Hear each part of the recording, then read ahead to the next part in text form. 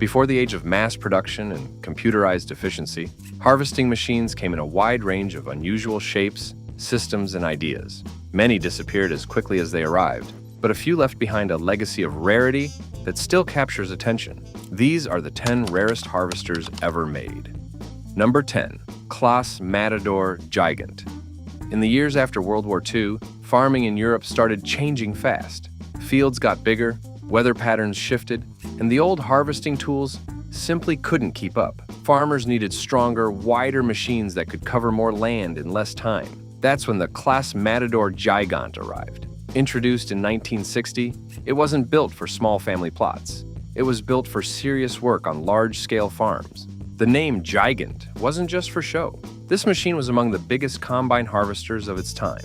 The design followed a simple goal: handle more crops with fewer breakdowns. While earlier Claas models were compact and efficient, the Gigant focused on size and strength. It was especially popular among contract harvesters and large cooperatives that needed a machine tough enough to run all day with little rest. Every part of it was made bigger, from the cutting width to the grain tank, and it looked more like a mobile factory than a farm machine. The engine powering the Matador Gigant came from Perkins. It was a 6-cylinder diesel with a displacement of 5,800 cubic centimeters, equal to 354 cubic inches. This gave it the steady low-end power needed to keep the belts, drums, and conveyors running through heavy grain. The engine didn't try to be flashy, it just got the job done, hour after hour, season after season. Cutting width depended on the header installed, but some versions stretched beyond 13 feet. That allowed the combine to harvest more with each pass, saving time and fuel. The threshing drum inside was just over 17 inches in diameter. It worked alongside 4 straw walkers that had more than 48 square feet of separation area, helping clean the grain before it reached the tank. Horsepower was measured at about 106 horsepower, which was a lot back then. It wasn't meant for speed, but for steady performance under load. In the field, the combine moved between 1 and 4 miles per hour, depending on how thick the crop was. On the road, it could go up to 12 miles per hour, which was fast enough to move between farms without wasting too much time. The grain tank was one of the key features. It could hold nearly 570 gallons, which meant fewer stops to unload. That was important during short harvest windows when every hour counted. The total weight of the machine was close to 11,800 pounds, and that helped keep it stable on uneven ground, even when the tank was full. Torque output wasn't extreme, but it was reliable. It delivered around 260 pound-feet, which was enough to pull through tough crops and soft soil. Fuel use stayed around 2.5 gallons per hour, a number that was acceptable for a machine of this size and strength. Farmers found that it could run all day without needing much attention, and that made a big difference during long harvests. Even today, collectors and classic equipment fans remember it as a hard-working combine that delivered when it mattered most. Machines may have gotten faster and smarter, but few left the kind of mark that the Matador Gigant did in its day. Number 9. Combine Harvester Fortschritt E512. In East Germany during the late 1960s, farming wasn't only about feeding people, it was about proving that local machinery could meet the demands of a growing agricultural system. With trade limited and imports restricted, the German Democratic Republic needed its own solution to large-scale grain harvesting. That solution came from the Fortschritt factory in Singwitz, where engineers created a machine that would serve Eastern Bloc farmers for 2 straight decades. The Fortschritt E512 Combine Harvester. Released in 1968, the E512 quickly became a common sight across East German farmlands. It wasn't flashy, but it didn't need to be. It was simple, strong, and easy to fix, which made it ideal for both private farmers and state-run cooperatives. Across 20 years of production, it helped gather crops from thousands of acres, often in difficult weather and rugged soil. The engine came from IFA and was known for its practical design. It was a 4-cylinder diesel engine with a displacement of 6,594 cubic centimeters, equal to 402 cubic inches. The engine was mounted lengthwise beneath a broad hood, where it powered a system of belts and pulleys that drove every major harvesting function. Harvesting width depended on the header fitted, but the standard versions ranged from 10 feet to 12 feet. A central drum performed threshing duties, while 4 straw walkers moved the separated straw toward the back of the combine. This mechanical layout worked well in grains like wheat and rye, and though basic by Western standards, it allowed for consistent field performance without needing advanced electronics. Horsepower output was measured at around 100 horsepower, This was more than enough to keep the machine running smoothly across rolling farmland. The combine used a belt-driven fan for cleaning grain, and an adjustable sieve system helped remove chaff and debris before sending the crop into the grain tank. Its structure relied on tough steel framing, giving it a low center of gravity and solid balance. The top transport speed reached approximately 12 miles per hour, suitable for moving between fields. In work mode, the combine ran slower, usually between 1 and 4 miles per hour, depending on crop density. The machine had a basic 3-speed gearbox and manual clutch, which operators controlled from a high-mounted open-air platform or enclosed cab, depending on the model year and region. Torque delivery from the engine reached about 240 pound-feet, enough to turn the large drum and maintain belt tension under stress. Operators could adjust the drum speed using a variator system, which helped when switching between crop types or working through damp straw. While it lacked power steering, the front axle design allowed for relatively tight turns, especially considering its size. The grain tank held more than 300 gallons, which allowed for long working periods before unloading.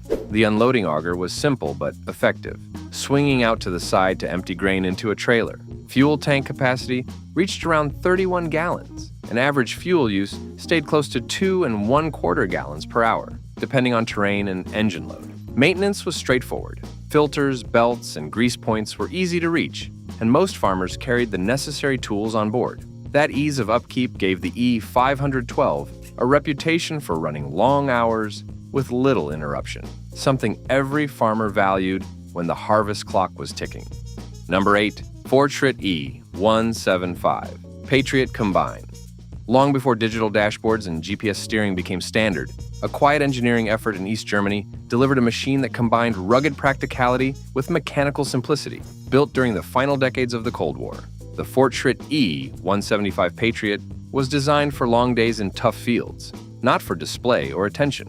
Its presence was rare even during its production years. Lesser-known yet highly capable machines from the Fortschritt lineup. The Patriot was part of the broader Fortschritt E170 series, which was based on earlier Soviet S4 combine technology, but improved for better reliability and function. These combines served the agricultural backbone of East Germany, where large collective farms depended on equipment that could operate through long harvest windows without mechanical drama.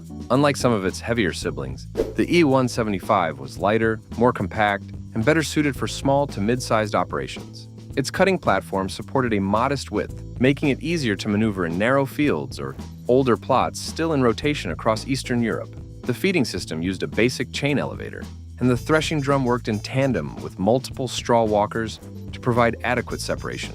These systems were simple by modern standards, but they were consistent and easy to repair when needed. At its core, the combine was powered by a diesel engine with a displacement of 6,665 cubic centimeters, equal to 407 cubic inches. The engine was air-cooled, a choice that reduced the risk of coolant leaks and allowed the machine to keep running even in dry and dusty harvest conditions. Its position allowed easy access for oil changes and inspections, saving time during maintenance routines. Horsepower output for the Patriot reached about 100 horsepower, which was more than sufficient for the machine's size and mechanical layout. The combine did not rely on electronics or hydraulics for most operations, which meant there was less that could go wrong during critical harvest periods. Grain cleaning was handled through a fan-driven system paired with adjustable sieves that could be set by the operator directly from the field platform. Top travel speed was roughly 12 miles per hour, a pace that made road transfers possible without delaying harvest logistics. In the field, its working speed remained closer to 2 or 3 miles per hour, slow but steady. A manual gearbox and mechanical clutch gave the operator full control over pace and direction, making it especially reliable in wet or uneven terrain. Torque performance was estimated around 250 pound-feet, enough to turn the threshing drum and manage the belt-driven systems under normal load. With no onboard electronics, all operations were mechanical, from the header lift to the unloading auger. This level of simplicity made the Patriot a favorite for farms, where resources were tight, but the work still had to get done. Fuel use was moderate, usually around 2 gallons per hour, depending on load and terrain. A tank capacity near 27 gallons gave it several hours of runtime before refueling. Combined with its basic construction and limited moving parts, this made it cost-effective to run for long stretches during peak harvest. The Fortschritt E175 Patriot may not be widely known, but for those who used it, it was dependable, direct, and determined. It handled grain harvests without demanding attention, quietly proving that smaller machines could still carry their weight when it mattered most. If you think these machines were rare, the next one's nearly vanished without a trace. Hit the like button and subscribe now so you don't miss the rarest harvesters still to come. Number 7. Gleaner A85 Combine. In the early 2000s, American farms faced increasing pressure to cover more ground in less time. Larger fields, narrow harvest windows, and rising yields created a demand for combines with greater capacity and stronger engines. Answering that call, Gleaner introduced the A85, a self-propelled combine designed to match the scale and speed of modern agriculture.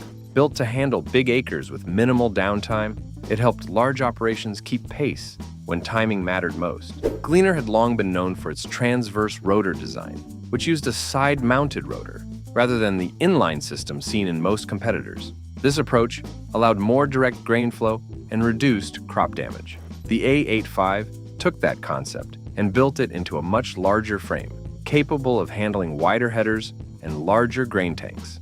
It was a machine that focused on delivering results with simple mechanical logic and efficient design. Powering the combine was a 6-cylinder diesel engine from Caterpillar. Displacement measured 12.5 liters, equal to 764 cubic inches. This engine was designed to endure long hours under full load, offering the strength and reliability needed for high-output harvesting. Its rear-mounted position helped balance the combine and improved cooling under heavy conditions. Inside the cab, operators found a layout built for control and comfort. The seat offered good visibility over the header, and digital monitors tracked grain loss, engine load, and yield estimates in real time. Steering and transmission were both hydraulic, allowing smoother movement across uneven ground. The combine also featured automatic rotor speed adjustment, letting it respond to changing crop conditions on the fly.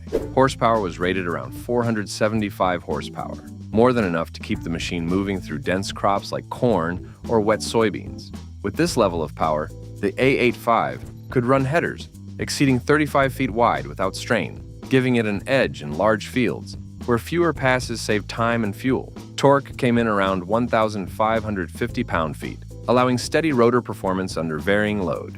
This helped prevent clogging and made the combine reliable in thick yields or uneven crop stands. The drive system could manage soft ground without slipping, while still delivering enough pull to maintain harvest speed. Top road speed was close to 20 miles per hour, which gave farmers flexibility when moving between distant fields.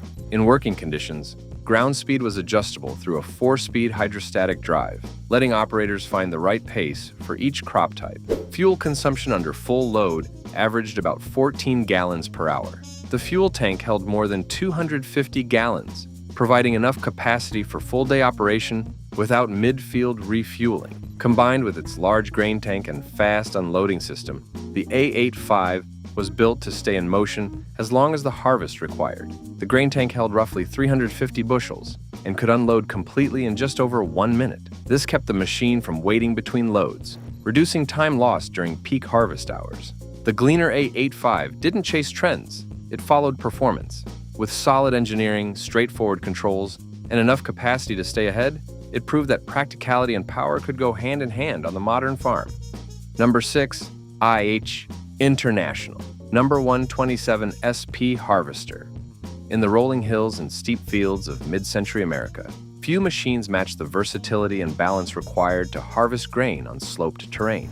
The IH International Number 127 SP Hillside Combine emerged during that era with one purpose: to keep the harvest moving where other machines stalled. Built by International Harvester in the mid-1950s, it was one of the company's specialized answers to the challenge of hillside farming, particularly in regions like the Pacific Northwest. Unlike conventional machines, this self-propelled model was fitted with leveling equipment that allowed it to operate safely on inclines. The combine's frame could tilt sideways, while the header stayed flat, maintaining a consistent cut across uneven ground. For farmers in hilly regions, this design meant the difference between harvesting efficiently and skipping entire rows. At a time when every acre counted, the 127 SP proved itself not through speed, but through stability and control. Power came from an international-built 6-cylinder gasoline engine, located just behind the operator's seat. The displacement measured 5,930 cubic centimeters, equal to 362 cubic inches. This power plant wasn't oversized, but it offered the right balance of torque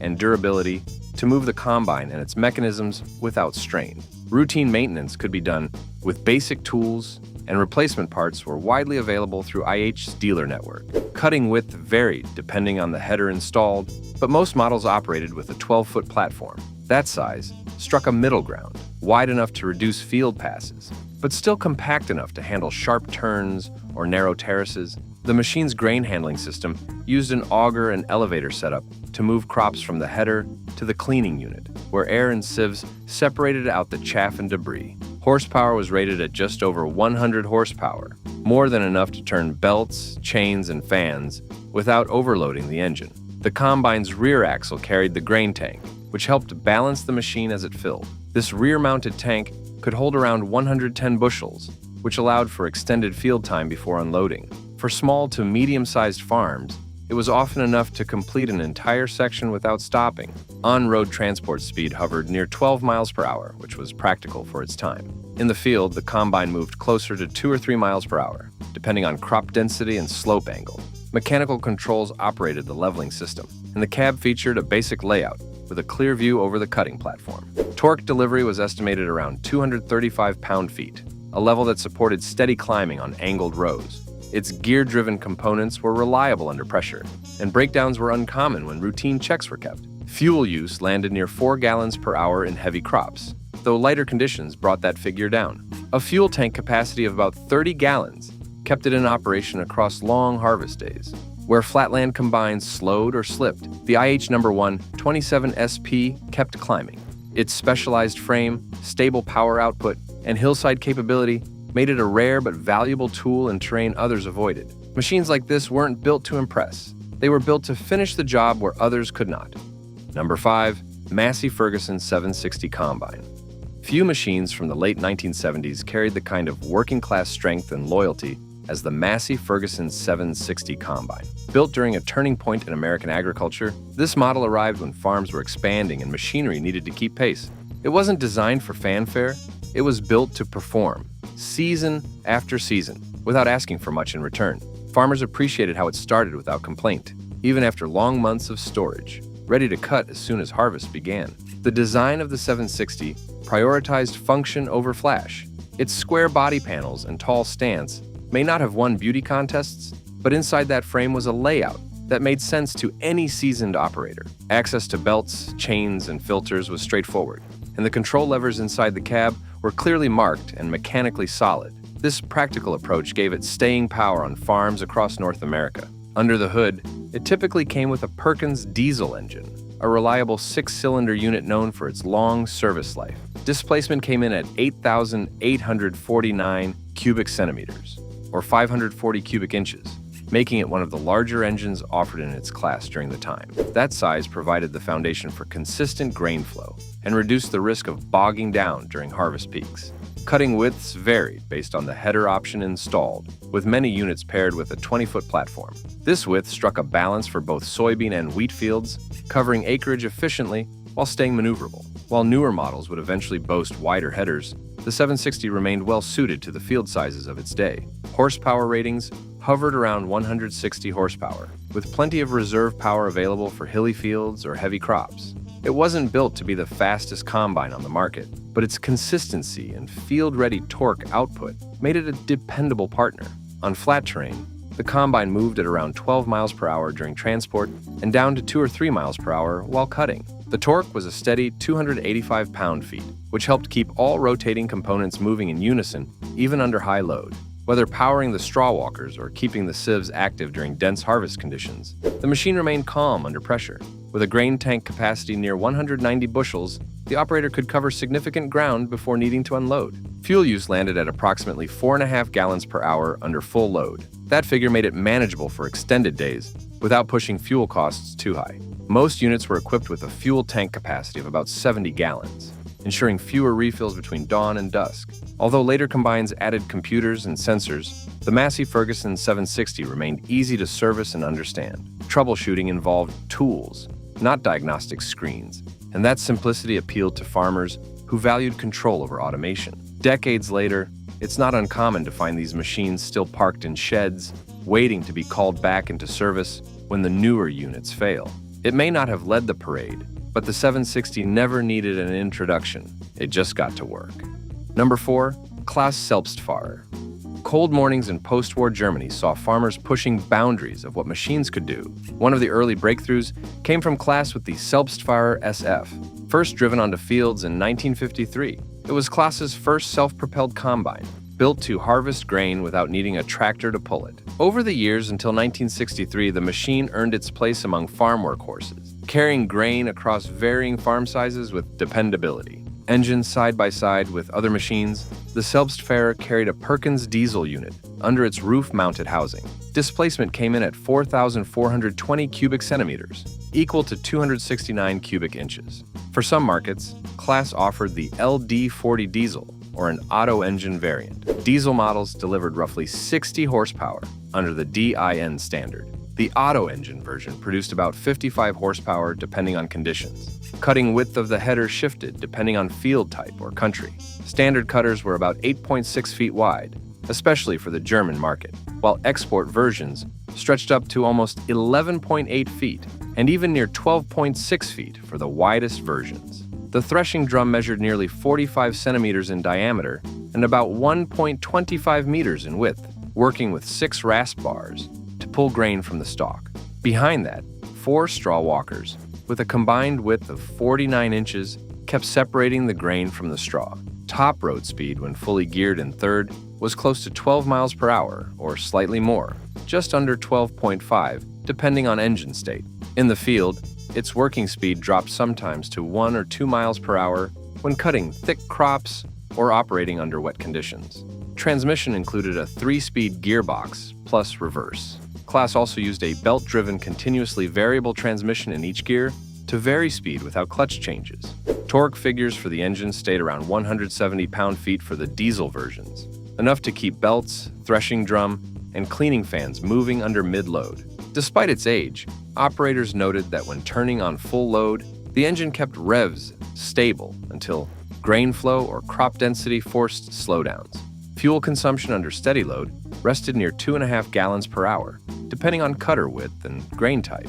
Fuel tank capacity was about 42 gallons, giving enough range for several hours of harvest before refilling. Grain tank or roof sack storage held between 15 and 20 sacks, each sack about 110 pounds when full.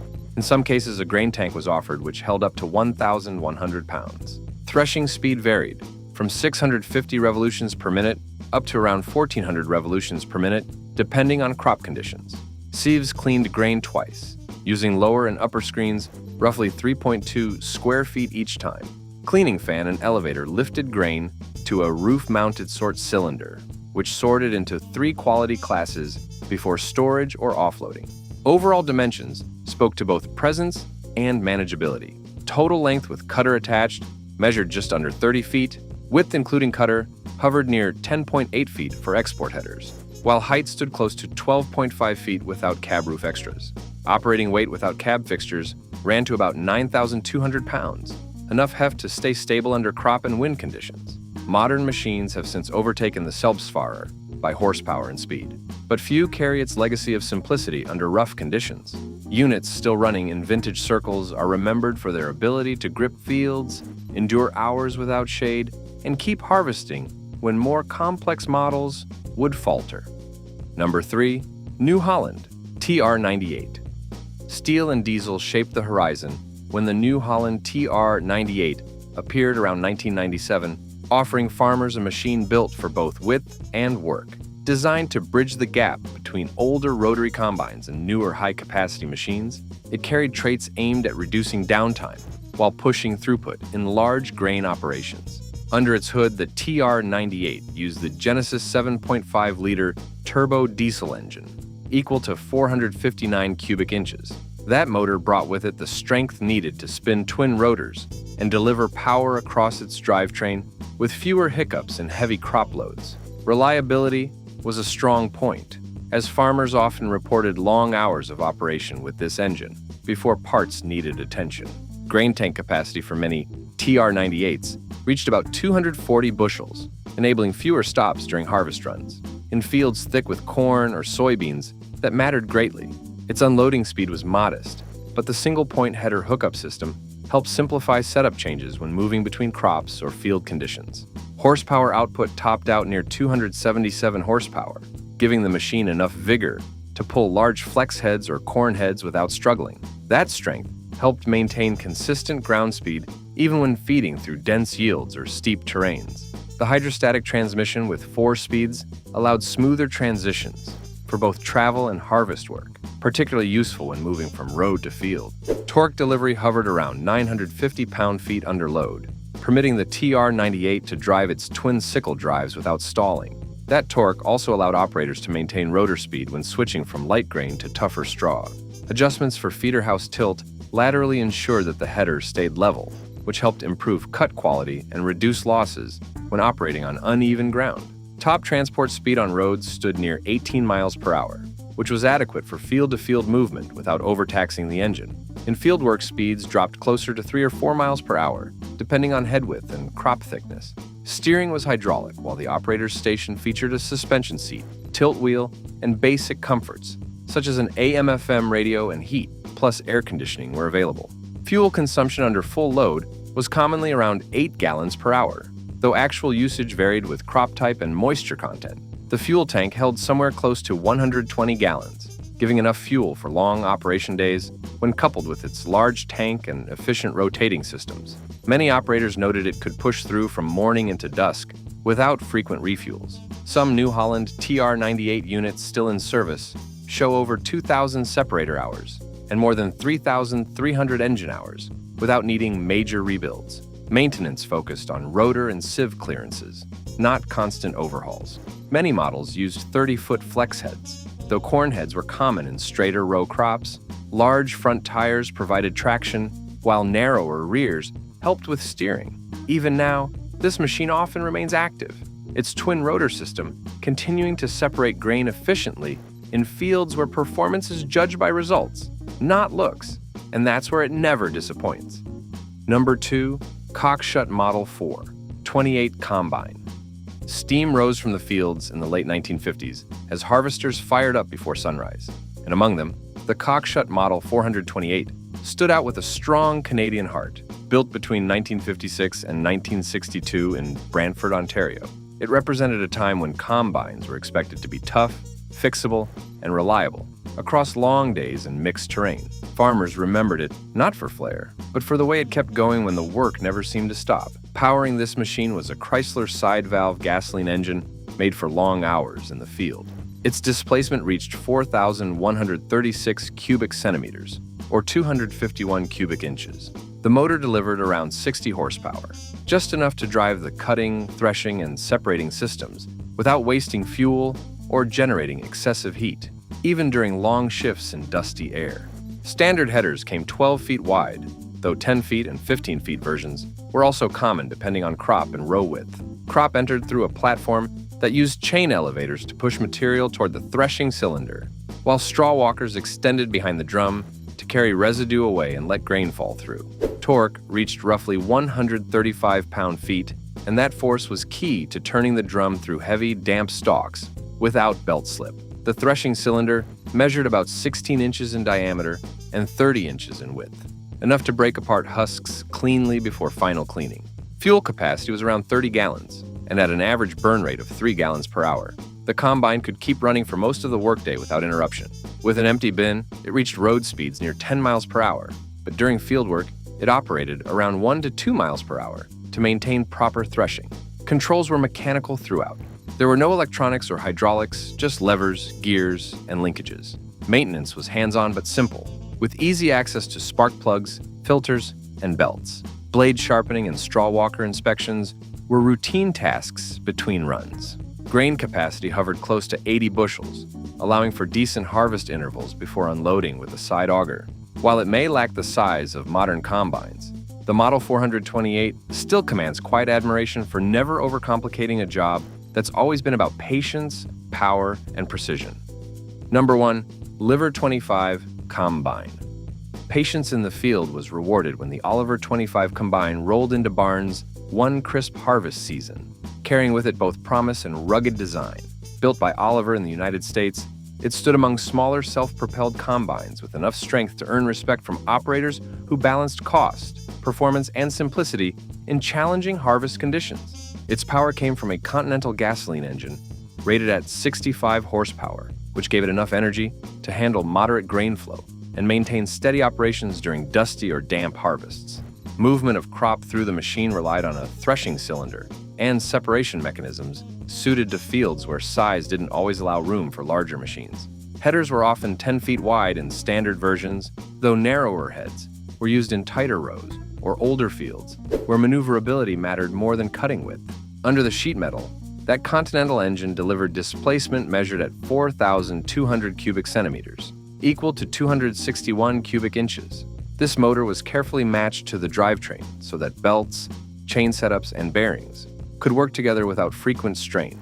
Cooling came from air or simple water jacket designs depending on region, which meant field repairs could often be done with basic tools rather than specialized equipment.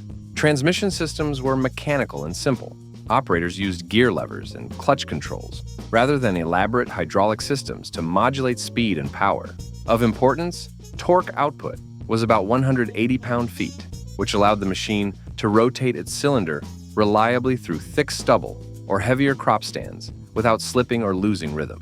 That torque made up for some of the horsepower limitations when slide boards and sieves required extra push. Fuel consumption under moderate load hovered near 2.5 gallons per hour, marking it efficient enough for continuous field work when fuel was in tight supply. Fuel tank size commonly reached about 25 gallons, permitting many hours of harvest before needing to refuel. Operators often judged machine effectiveness not by raw speed, but by how long it could keep cutting and how many acres it could cover without downtime. Travel speed between fields, when the tank was empty or lightly loaded, could reach nearly 10 miles per hour, though this dropped significantly once the grain tank was full or terrain turned uneven. While working through the crop, ground speed fell to around 1 to 3 miles per hour, depending on the thickness of crop and moisture content. Steering was mechanical, with large front wheels and narrower rear wheels to support turning without excessive compaction. Grain cleaning was done using simple sieves and a moving screen called a chaffer. After threshing, the grain passed over these parts, where the sieves sorted it and fans blew away the lighter trash like chaff. The cleaned grain was then unloaded using augers that needed some manual help. Some machines harvest crops, others harvest history. These rare giants remind us that farming innovation doesn't always follow the beaten path. Got a favorite from the field? Let us know in the comments, hit like, and subscribe for more.